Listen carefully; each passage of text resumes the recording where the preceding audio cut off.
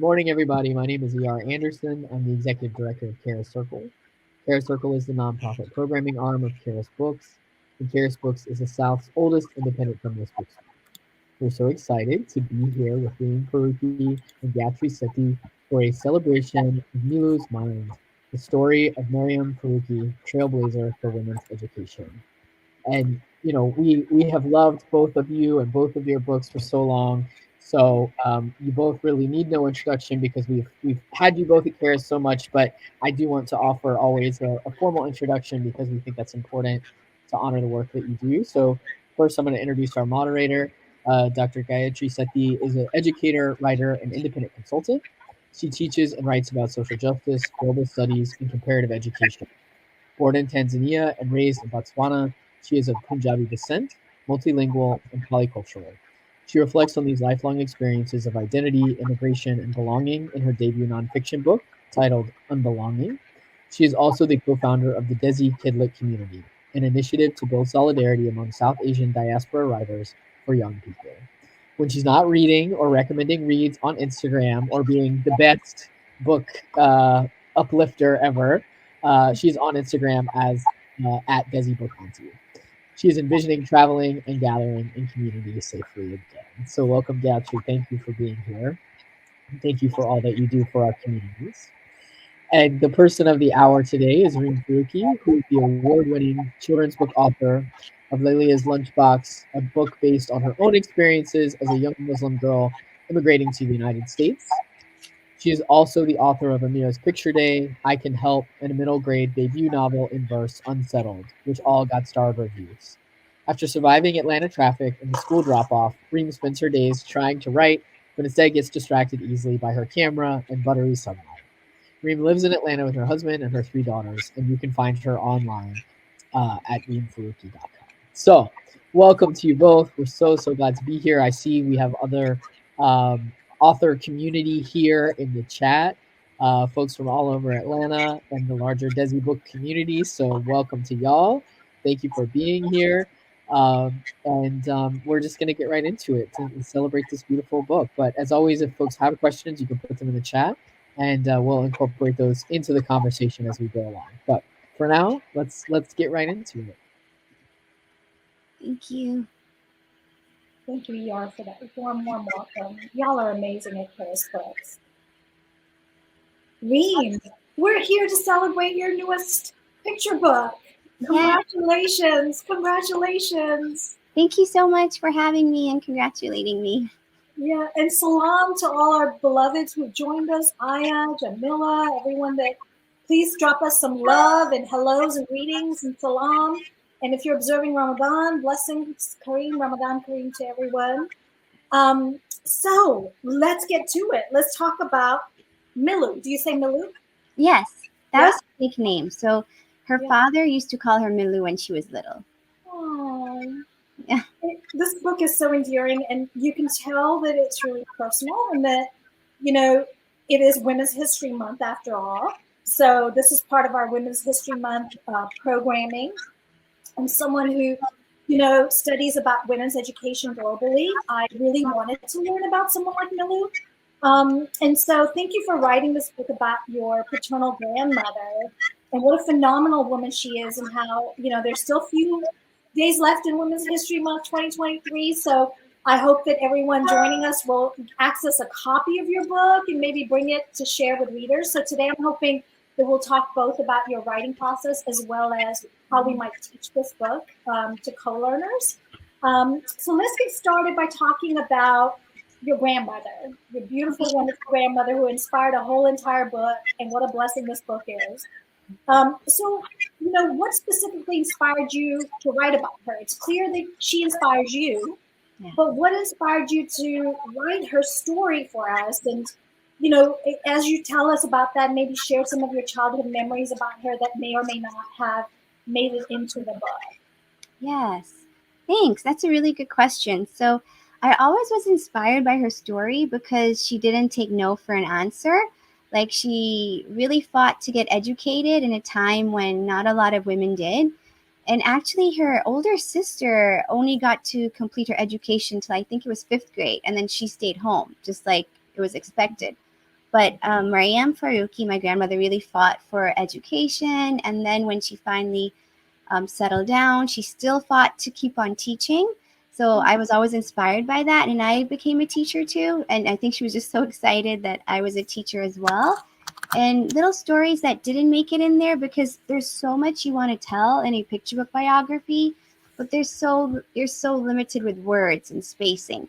So I think I had a line in there before where she would wear her sari in college and she would go on a bicycle to her college classes. And if you don't know what a sari is, it's like all this fabric and it's hard to wear.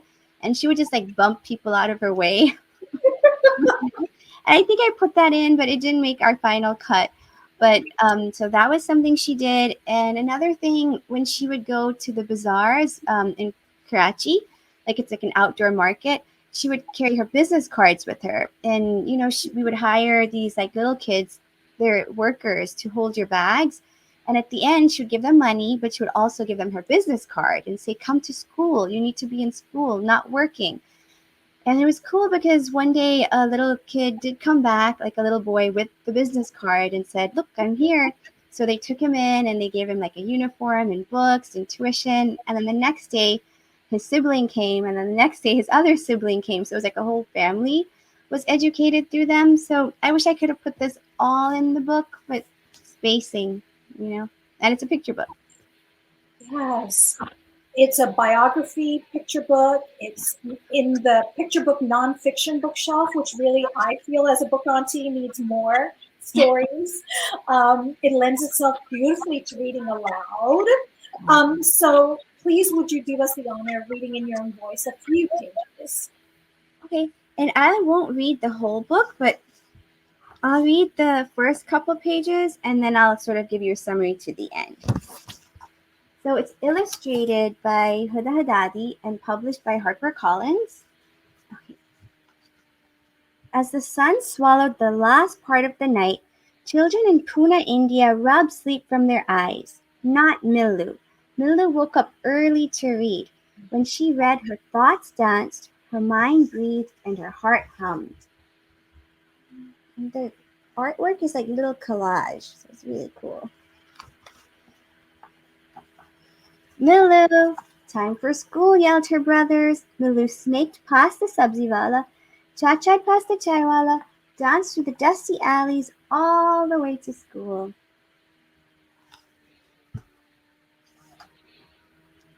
Although Milloo knew every answer, she didn't raise her hand. She looked down at the floor. There she is. And then I often ask students, why do you think she was looking at the floor? And some of them say, she's shy. One day, Milloo's teacher didn't come. Children drew on the chalkboard. Children stood on chairs. Children threw paper airplanes. Milloo wanted to read, but it was too noisy. She closed her book. Snap.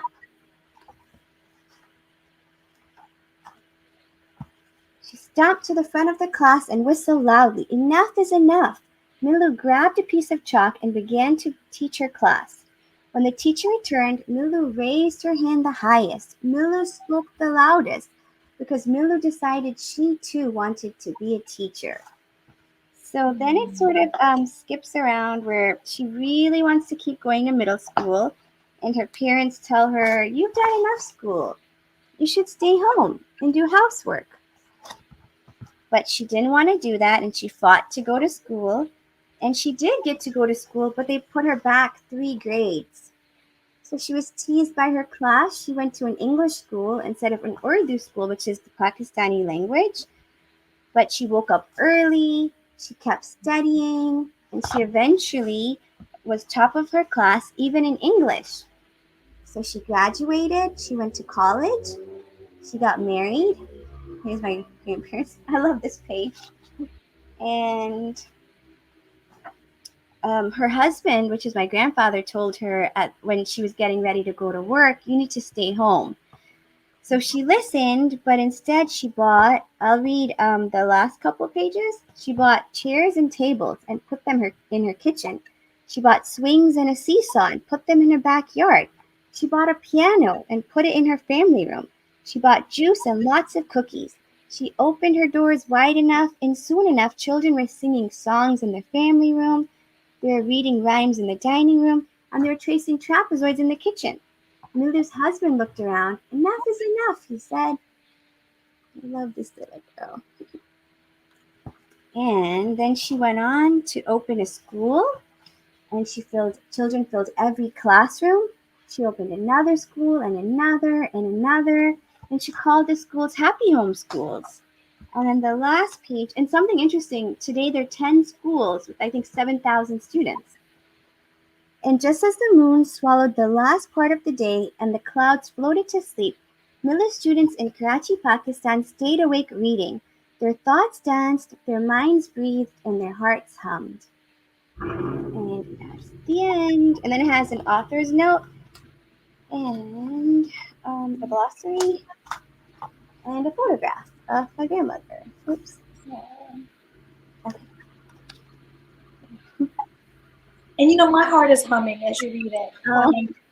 And I'm just so struck by hearing it in your voice, especially really just, it resonates so much because it's a nonfiction book, but you tell it like such a beautiful, lyrical, poetic story. And you just really have a wonderful way with words. I know you edited a lot out, as you shared, but also the parts that made it in, like the enough is enough and how that phrase repeats itself. Yeah. Is so empowering and uplifting. Yeah. Beautifully done, just beautiful. And you can see there's so many folks here who are saying how much they love it, how beautiful I'm so glad. Thank you all for reading it. Yeah, a picture book biography is challenging because you're trying to tell a story, but you're also trying to make it lyrical and kid friendly and illustrator friendly. So I think that was the hardest challenge, was to get all those little things right. And you did. You've really done an impeccable job, and your craft is impeccable, as I often say. Almost every book of yours, including the one that's coming out later this summer, is impeccably poetic, and just your craft is so inspiring. And on that note, I really would love to hear, since we do have writing community members here, welcome, Basic Pivot Community, Aya, our writing friends are here, and I really wanted you to share some of your kind of gems and tips for how to write, and anything from your editing process or behind the scenes writing and editing process that might be helpful to all of us who might be working with our manuscripts would really be wonderful. Thank you. Did my screen on your side get really bright? It did. It did. I just figured you were radiant. I don't know what happened. I look like a ghost. No. I don't know. Do I just keep going in bright light? That's right. You're just luminous and radiant. No, but this is too luminous. Let me go close my blind. I don't know. Reem, I think the other thing to do is put your hand right in front of your camera and then slowly move it away. Like, give it a chance to focus. There you go. It's still quite bright though, so maybe yes, adjust the blinds. I don't know what happened. Give me one Ramadan glow. I love it. It's funny. Hold on, give me one. This is funny. Hold on.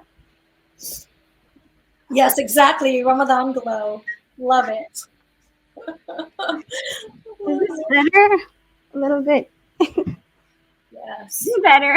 It's just funny. Like, I was talking to you, and then I was like, "Whoa!" I just got really like, I don't know what's going on. It's actually a little better now. So, yeah. Oh yes, brilliant.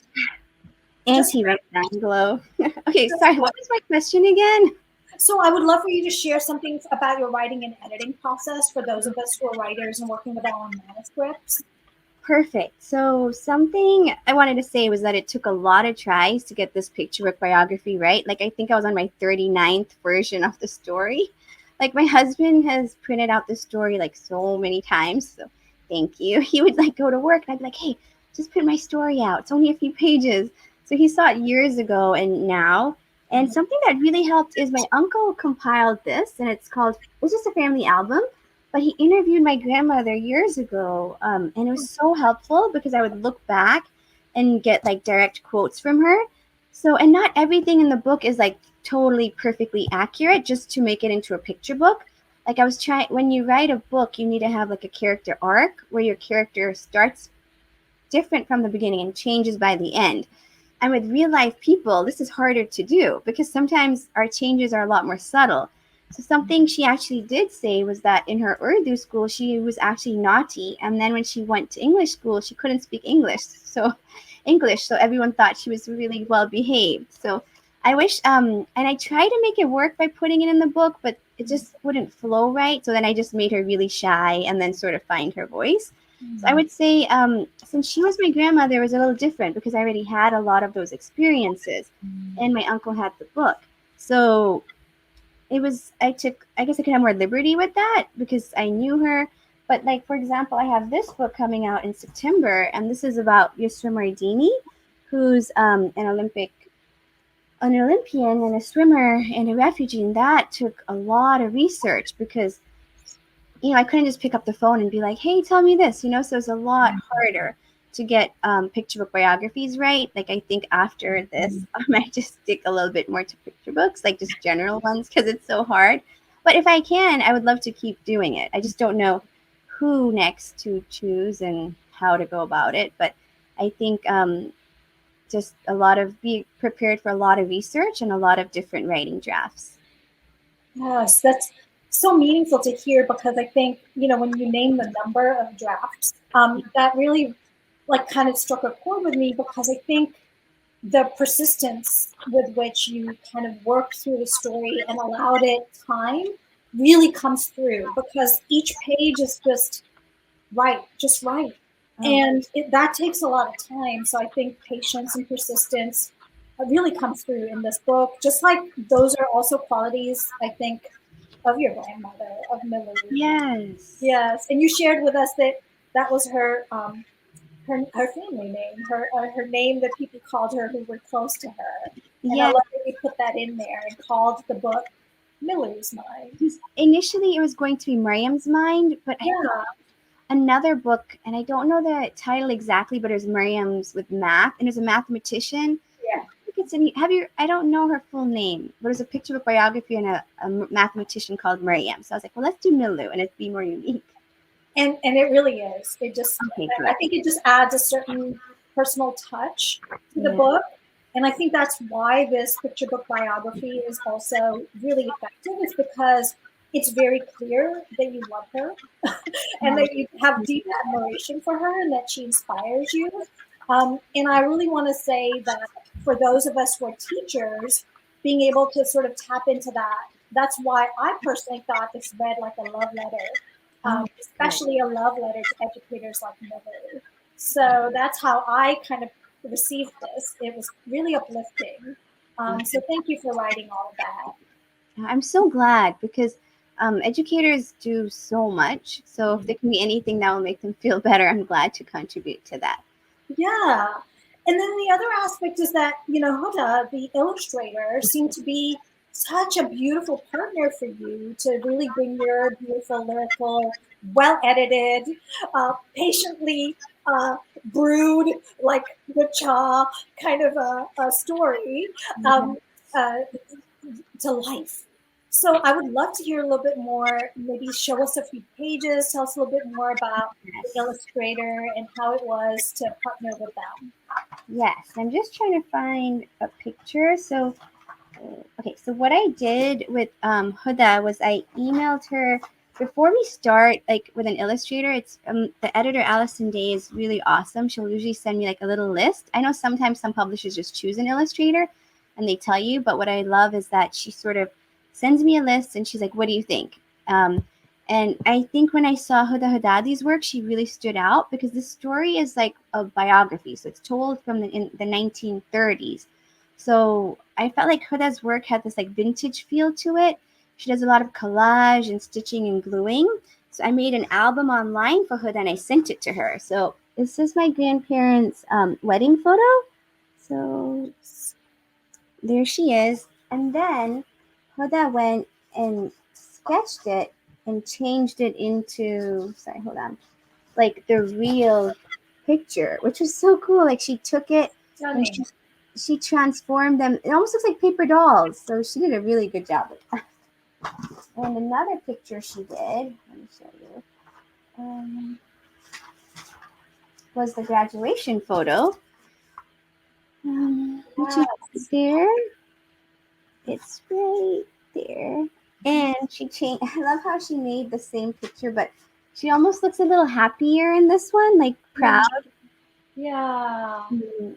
And I love the artifacts and objects she surrounded. Yes, she's put these Yeah. pens and pencils and sharpenings. And this was one of my favorite pages. This one right here. Oh, I love that one. Yeah. That one because she's. It almost felt like someone was kneeling to pray. You know, like if you're doing your duas. Yes, It almost felt like it conjured up that very reverent kind of a vibe. In addition, you know, like how learning and teaching can be really reverent. And I love the feet and the little shoes. Oh my gosh, just the little details. Little so beautiful. Yeah, and she just took those pictures and transformed them into like little art pieces. Yeah. And it was beautiful. Like I was just like blown away. And it was cool because I also sent it to my aunts and uncles, and my aunt was like, "Oh, it's perfect. They're just missing her mole." So then Huda went back in and she like added my grandmother's mole to like every picture. So that was really cool. Such detail. Yes. She did a lot of really collaboration. Yes. And she lives in Iran. So I felt like she had this extra layer to her. Like she knew all our clothes already. Yes. Oh, she's got everything perfect. And my grandmother was very into accessorizing.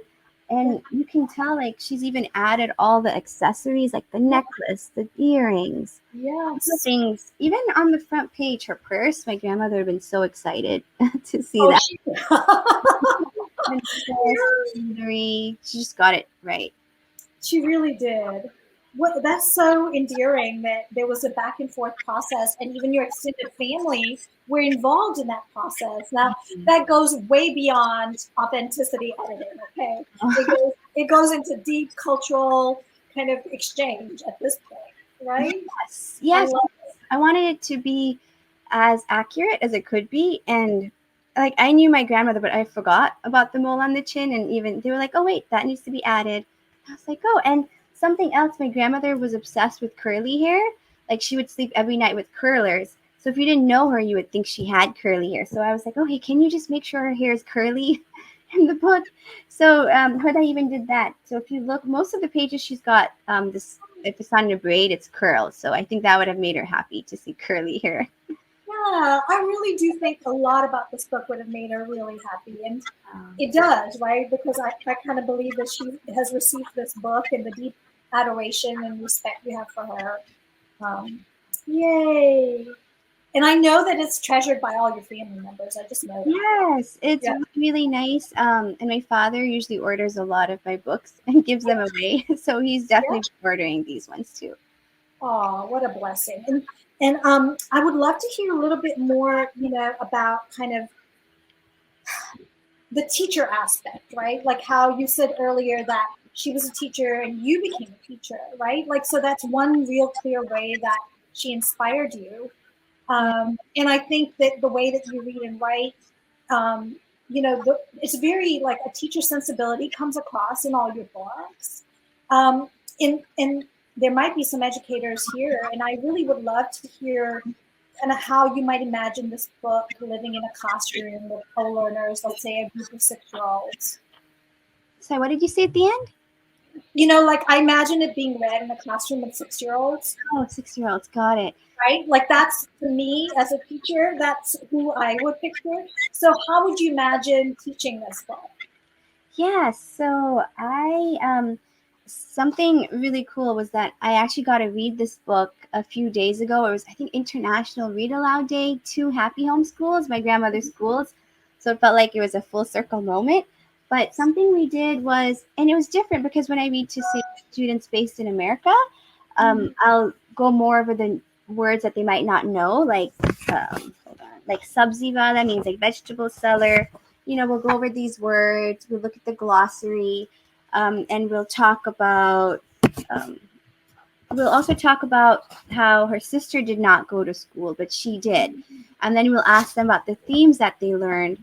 Like for example, I don't know if people noticed this, but here she's yelling to her brothers, "Time to go to school!" She's so excited, and I think at the beginning of the story, they're yelling to her, "Time to go to school." So by then, you've seen that she's sort of grown into herself, and she's taking charge about going to school.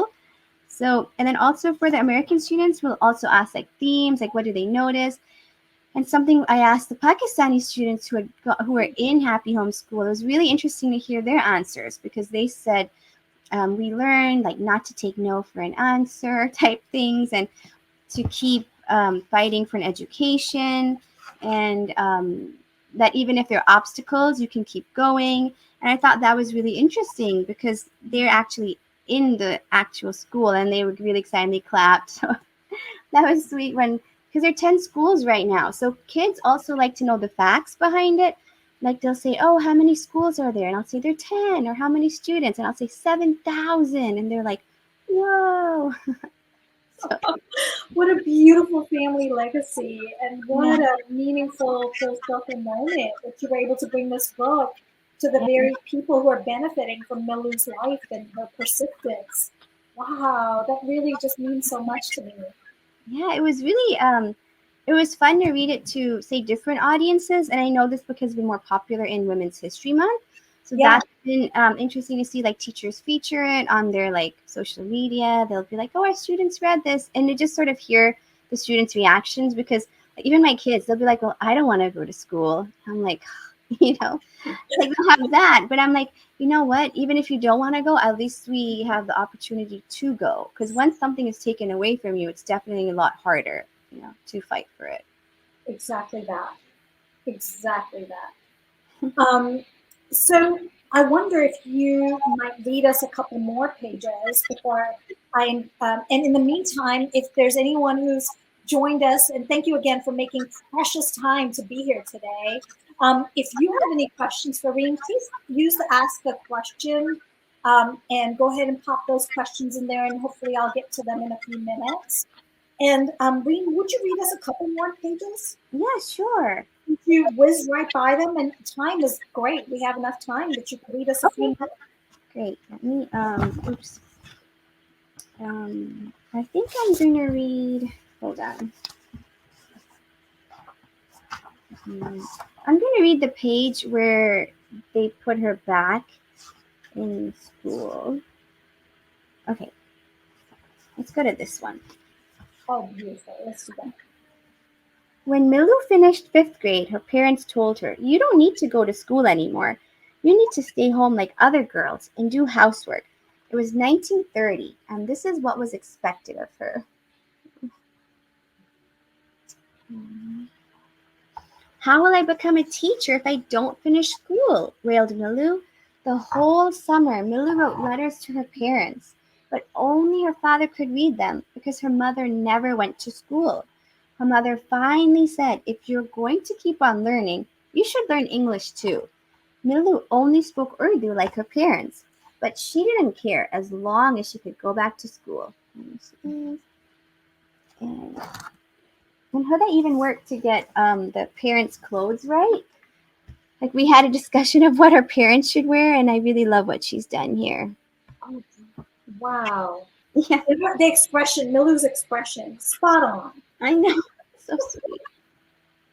Oh, look at that. And just how mentioned, like her big sister did stay home and she sort of took care of the home and the little kids and she did housework. So I'm really glad that Milloo did go to school. On the first day of 6th grade, Milloo yelled to her brothers, "Time for school." She spun past the samosa wala, cha-cha'd past the chutney wala, tiptoed past the tonga wala, all the way to her new school. I just love these little details. I don't know if you can see them. But look at even the man. It's so Such funny. a yummy page. Yeah, he's making samosas. Yeah, so culturally appropriate. So it just places the whole story. Just Yeah, one page does the work of placing the story, right? she really nailed the details. Beautiful. Oh, you did too. Look at that. When Milloo got to her classroom, the children were tiny. They wrote nonsense. They talked gibberish. Milloo's new teacher said, "We've put you back in 3rd grade to learn English." Milloo's cheeks felt hot. She made her feet move to her desk, one step after the other. Some children stared at her. Some children laughed at her. Some children stuck their tongues out at her. But Milloo kept her eyes on her new teacher. And I usually will ask students on this page, why do you think they're doing all this to her? Uh-huh. And some of them will say, oh, because she's so big and they're so little. I'll say, yeah, imagine if you were in 6th grade, and I think it might even have been 8th grade for her, and you went back to 3rd grade. You'd be a big person sitting in a little chair. And that usually seems to click with them. And that's when she woke up early and she started doing this. And something else, initially we had just different letters here. And I asked her, can we write out knowledge? So she put knowledge then. So that was really fun too. Wow. And I could see this in the classroom where students would have to, it's almost like they could decipher that. It's like a hidden picture there. Yeah. And then my grandmother did not like cooking or stitching. And I think I put it in the author's note. She said when she did get married and she took a class for cooking and stitching, and she said it was a course in which I was least interested. And that's when she opened a school in her home. And she said my happiness knew no bounds. They wanted to use my education. So whenever I don't feel like cooking, it makes me feel better that it's not just me. So on this page, but when Milloo cooked, her head stewed, and when she sewed, her mind got tangled. I love that she's just stitching, and the fabrics that Huda has done are just so beautiful. Wow. That's when she went for a walk. She noticed girls scrubbing pots, sweeping dusty floors, and hanging up laundry. Girls who should be going to school. Milloo stopped her walk, put her hands on her hips, and headed to the bazaar. Enough is enough. And I love that even in her older age, she really was an advocate for the children who worked the streets in Pakistan. She would always say, you need to be in school, stop doing this, go to school, and then give them the business card. So I think that's really important that she really, she was always trying to educate everyone, even the people who worked for her. She was always she would call the tutors over and get them to teach them. So she was just very into education. And I think I read that one already, but I can talk to you about something in the author's note was what is it? This photograph got featured in the newspaper because she was a lady and she graduated from college and she got a lot of letters from men who wanted to marry her. Wow. So I think my uncle, or not my uncles, her brothers sort of confiscated some of the letters, and my grandfather's, I guess, made it through. And what she liked about his letter was that his handwriting was very neat. And she was a teacher, so she married him. I thought that was really interesting. Wow. Thank you for sharing that personal family history. Yeah, it was kind of cool how it worked, choosing someone for their handwriting almost. Yeah, he caught her eye. Her teacher's eye was very discerning. Yes. I love that. Thank you for sharing that. Yeah, thank you for this. And again, those of you who joined us, please, if you have any questions to ask Reem, please pop them in there. Yeah, I have a lot of Ramadan books that I can share. Oh, you know what? Let's do that. Share other Ramadan books, starting with your two. Oh, wait, were you going to do something first? Sorry if I cut you off. No worries. Okay, so these ones were mine. This one came out in 2015. And this one just came out, was it last year? 2 years ago. This is Eid, when Eid falls on Picture Day. Amira's Picture Day is illustrated by Famina Azim. And you'd be surprised. I get a lot of messages, which surprised me, that people were like, oh, our Eid was on Picture Day. And it was so annoying. I'm like, oops. Okay. Also, something my daughter, who's 5, has been enjoying is Moon's Ramadan. It just came out this month, I think. Yeah. And it's illustrated and written by Natasha Khan Kazi. Another thing. I love the colors on that one. They're so brilliant. Yeah. Daughters who notice a lot of things notice that if you have the book, there's a little spider in almost each spread. I can't find it, but if they were up here, they would find it. Here, I don't know if you notice. It's so yeah. but they like went through the whole book and were really excited about the spider. Yeah. Aya's book just came out. I know Aya is here. So And it's called, and I know Charis is dropping links in, so make sure to get them. Perfect. No, The Night Before Eid, and it's illustrated by Rasheen Farian, written by Aya Khalil, and it's beautiful too about this little boy who's making cookies. I think called Kaf, which is grandmother. So this is more of an Eid one. It was just featured on USA Today. Aya shared an article yesterday.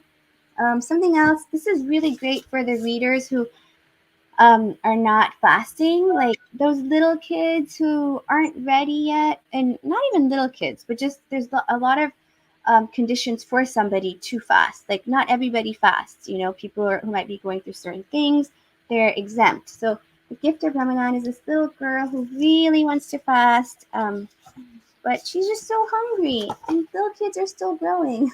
Yeah. So she breaks her fast, and it's okay. Like she's so tiny. Exactly. And I think her mom or grandma was like, it's not like Ramadan isn't just about saying not eating. It's about so much more. Yes. And this is your book. I know ER was going to mention the link, so make sure to check this out. Thank you for that. A couple of this one I'm reading right now. Oh, in case anyone's interested, it's YA. It's really good. Amber's language is really beautiful. Oh, and I really love this one, so I wanted to give it a shout out. The Moon from Dear Hardin by Shireen Shamsi. By Taryn Lap. And her husband, this is kind of full circle, went to Happy Home Schools. Yes. So it's like... Yes, it's just such synchronicity. When you shared that this book was coming out, I noticed that several members of the Desi Kidlit community who grew up in Pakistan, shared what they knew about the school or what they had heard, and some of them said that they, had family members who attended, and it just is such an important set of schools that are kind of a detailed history of Pakistan and sort of educational history that people from there really do know the name Happy Schools. So, it just meant a lot that, Harper would publish this book. Yes. Out here in the West, we may not know about something that has such significance. Yes. And so thank you for writing the story and for sort of opening the doorway for us all to learn more about these schools and your grandmother. Yeah. And the thing is that although we've come a long way, I'm sure your grandmother would say that there are still many people who should be in school that aren't. And so there's still a lot of work to do. Yes, for sure. And something I wanted to add too was Shireen's book is about partition, where India was broken up into Pakistan and the new country was made. So when my grandmother was born and grew up, it was in Pune. So we have the Indian flag over here. And at the end, we have the Pakistan flag. I don't know if you noticed this, but we start off the story in Pune, India. And the story ends in Karachi, Pakistan. Because in the middle of all that, with her husband, they did get on a train and go to Pakistan. So it's just interesting how, I don't know if people notice, but when I do my read alouds, I usually tell them, look, do you notice a difference in their location? And they're like, oh, yeah. I definitely noticed that part. Pretty good. I don't know if everybody notices it, but I notice it. Yeah, it's such an important thing to point out. It's these details, especially those who aren't, familiar with South Asian history. That part is really a great thing that you could teach about as well. And I think so author's note. I don't remember. You did. I think you mentioned one line in the author's note that brings attention to that, and yet the illustrations also help you do that work. So, it can be just tiny details that help you tell a really big story, like partition. Yes. Yeah, and Sharon's book just is so endearing and so meaningful. And some of the ones that you shared really talk to your books a lot. So, like Sharon's book and Milloo'S Mind could be read together as well. Yes, like companion stories or comparison texts. And love this page. Like it just comes together full circle. And I don't want to give away the book, but it's just so beautifully done because it's such a heavy topic. And it's done in a picture book. Like, gorgeous. Yes. Oh, I'm just happy. Like it was a hard, but she ends in such a hopeful manner. So She really does. I love that book. And thank you for shouting out our Daisy Kidlet community yeah, members. of course. And I have so many. Sharing some of your So favorite picture books. Are there other favorite picture books? Because Kim Campbell just asked about that. So I oh, can sure. answer that by sharing some of these ones. But are there other ones you'd like to share? Yeah, sure. You want picture books? Yes.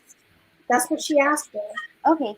Wait, does it have to be Ramadan ones or any ones? No, any of your favorite picture books. So a lot of my picture books are in the other room, actually.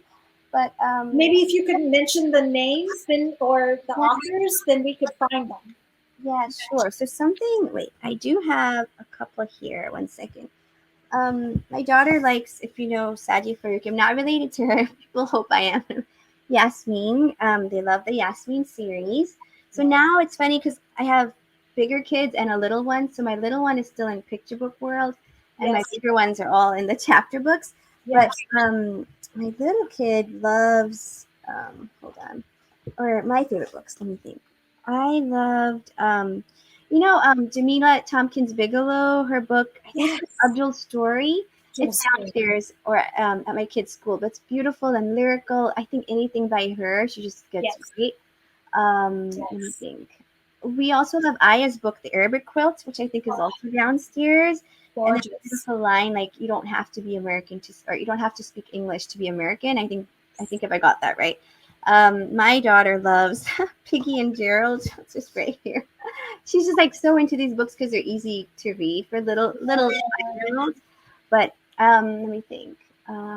We loved, and this book actually reminds me of it. I loved Watercress. I know it did really well. Watercress and Moon from Dehradun. Just I don't know. There's something about it that reminded me of it. Yes, just like this historic vibe. It was like this very. The illustrations were very almost like adult-like and of a different time in both the books. Oh, and halal hot dogs. Oh, yeah. Aziz. I don't know if you've read it, but let me type it. It's really funny. It's really good to. And I know. Thank you for dropping all the notes. And it's funny because if you go to Amazon or any bookstore, and you when I was trying to get it, then you type in halal hot dogs and hot dogs pop up. You're like, no, I want the book. No. Wait, and Homeland, the one that's coming out soon. You recently posted about that one in your Instagram. Yes. Sorry. That might be a good one to mention. Oh, that's in the other room. But Homeland, and it comes out this week, I think. Yes. I pre-ordered it. About the story of Palestine. Beautiful. Homeland by Hannah. I just got it. Oh, and I also ordered Marzia Abbas's book. This is a Tupata Is. Oh my God. I read the digital. I haven't that one. Look, I ordered it. I'm like, hello.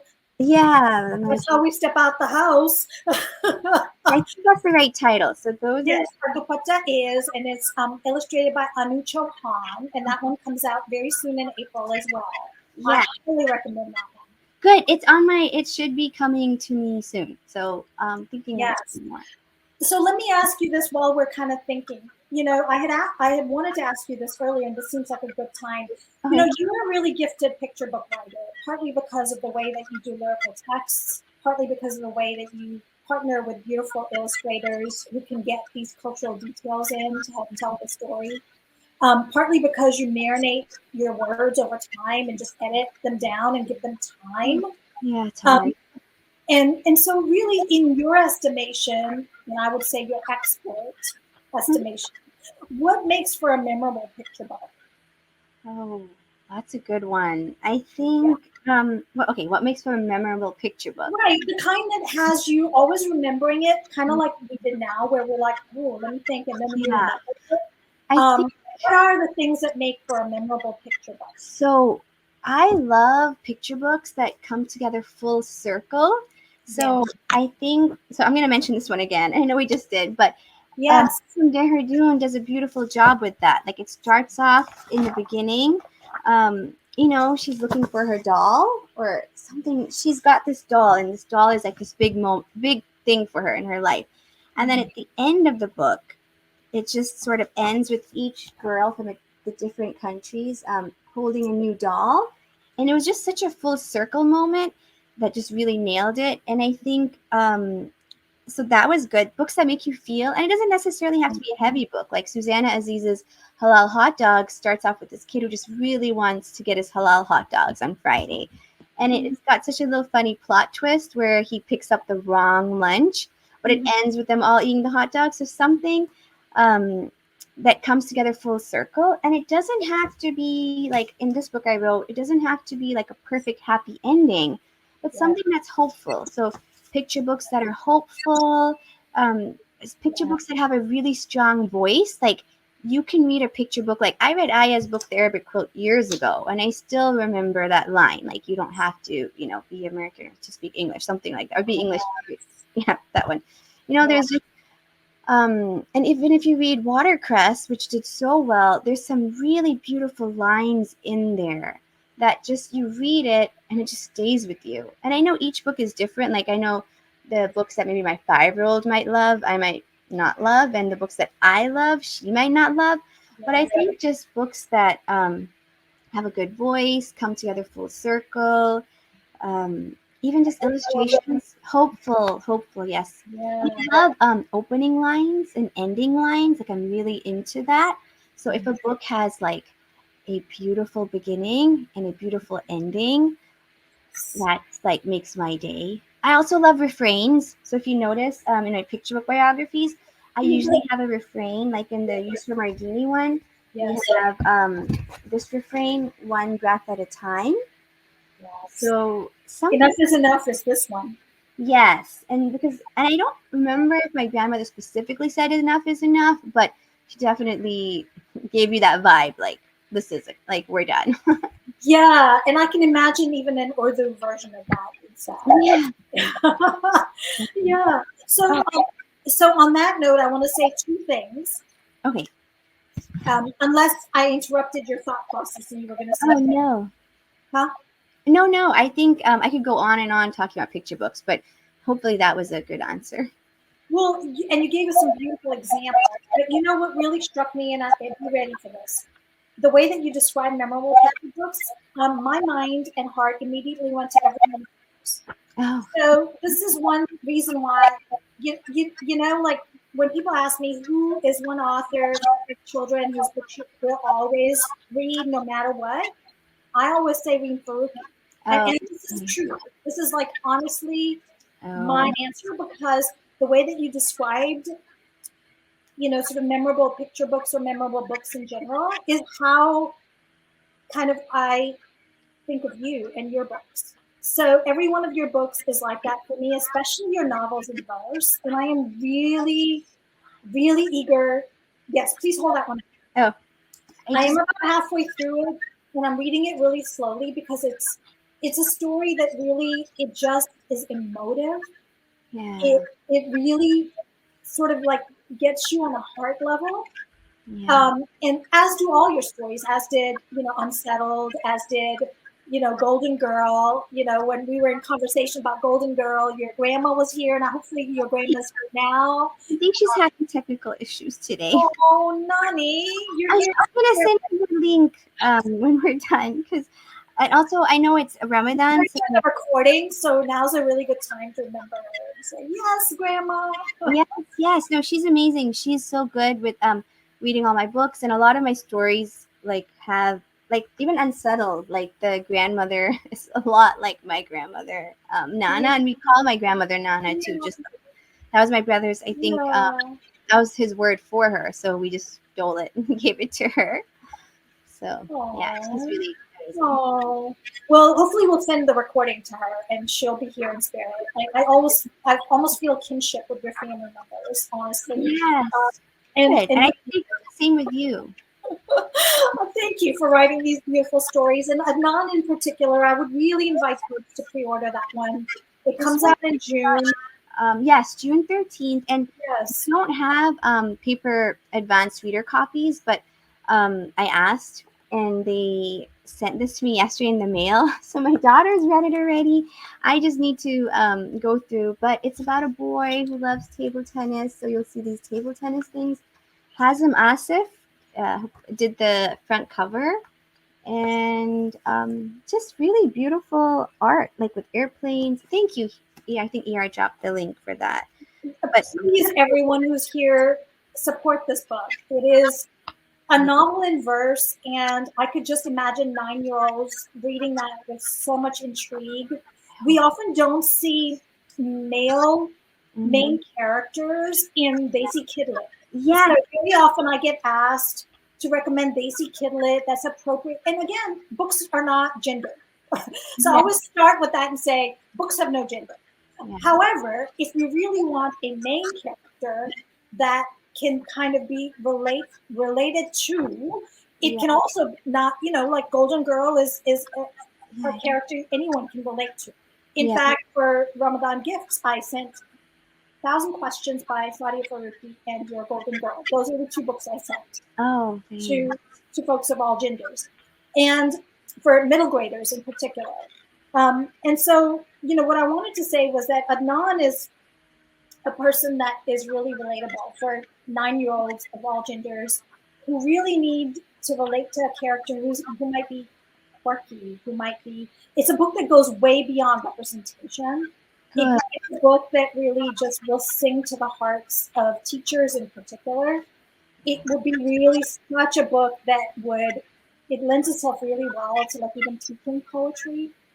So thank you for writing that one. And since we're wrapping up now, I want to make sure that we mention the next book of yours. Yes, and Hina Khan, because when I was looking for books about boys, there's not that many. Sadia Faruqi did Yusuf Azim is Not a Hero, and Hina Hamza did, I think, Ahmed Aziz's Epic Year, and Hina Khan has a series about Zaid Salim. Yes. And I'm probably missing some. Planet Omar, but they're not. Oh, and Omar Rising by Aisha Saeed was really beautiful too. There's just not. But compared to like all my books are about girls, but also I have a lot of girls in the house. Well, yes, boys, but I think, and I also have 3 brothers, so I have.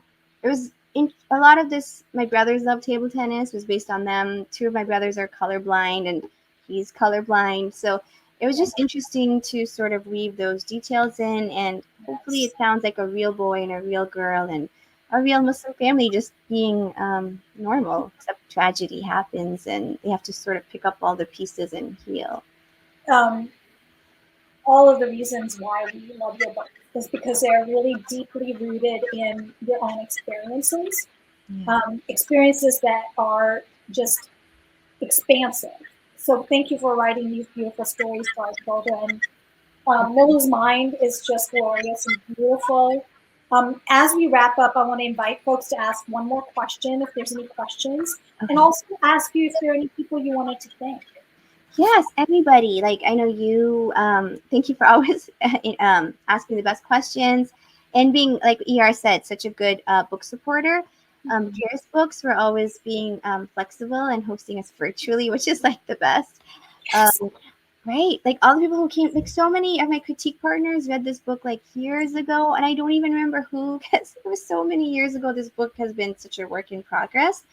Allison and at Harper who published it, Hudadi who illustrated it, and Rena who saw my story and passed it on to Allison, and everything just sort of came together, and I really want to thank Huda for seeing all the photos and putting them together, and my uncle who compiled this book was so helpful. Like we had it years ago, and I was like, you can see all the post-its that I marked up just to sort of use direct quotes and research, and all the happy home students, all educators everywhere, and bloggers and people who buy the book, read the book, and if you don't even buy the book, just get it from the library and write a review, hopefully.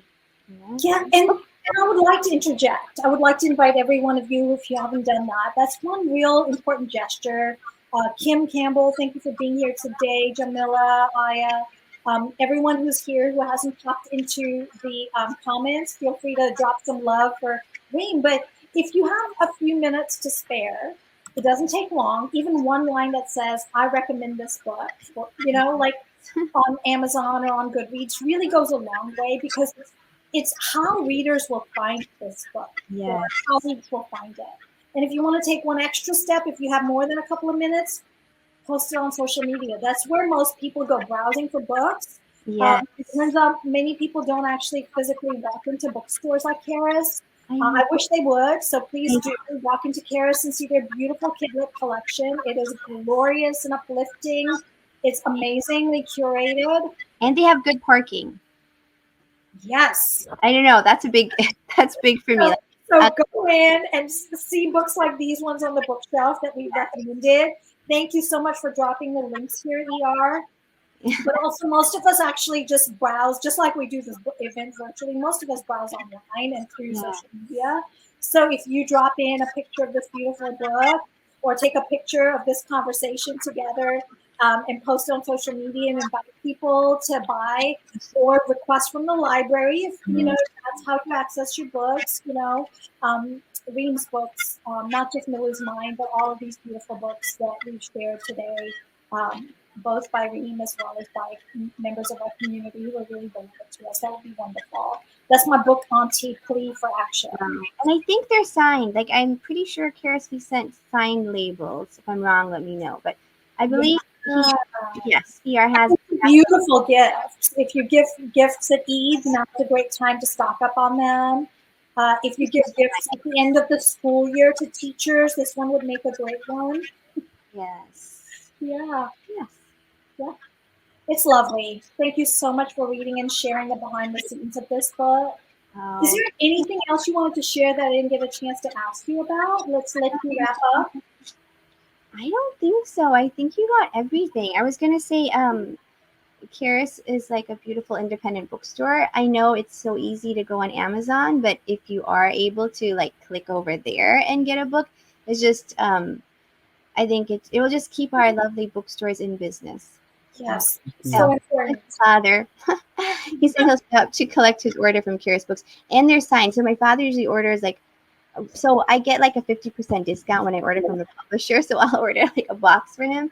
But yes, if he wants, he can go to Charis, and it'll be signed. So. Yes, and for folks who are watching, you can click this one-click teal button to buy Milloo'S Mine from Charis at the bottom of the screen. So it's very easy. And you can follow Charis on social media at Charis Books and More. We do regularly post our new Title Tuesday Kidlit picks. So that's a great way to find out new books. And we obviously center books that you might not otherwise hear about in more mainstream lit channels. So that's a great way to follow along. And of course, you should follow Desi Book Auntie, because Gayatri is always posting really important community information as well. So thank you both so much for this beautiful morning conversation. We hope that everyone who is observing Ramadan has an easy fast and peaceful time. And thank you for celebrating Women's History Month with us, because we want to have Women's History events for all ages. So it's really nice that we got to do this. So Reem, thank you so much, as always, for your beautiful work. Thank you so much for hosting us, and we will check out the book link. Yes. Thank you, everyone. Thank you, ER and Charis. Thank you, Reem. Congratulations on this new book. Thank you so much for all your beautiful questions and support to both of you and everyone here. Yay.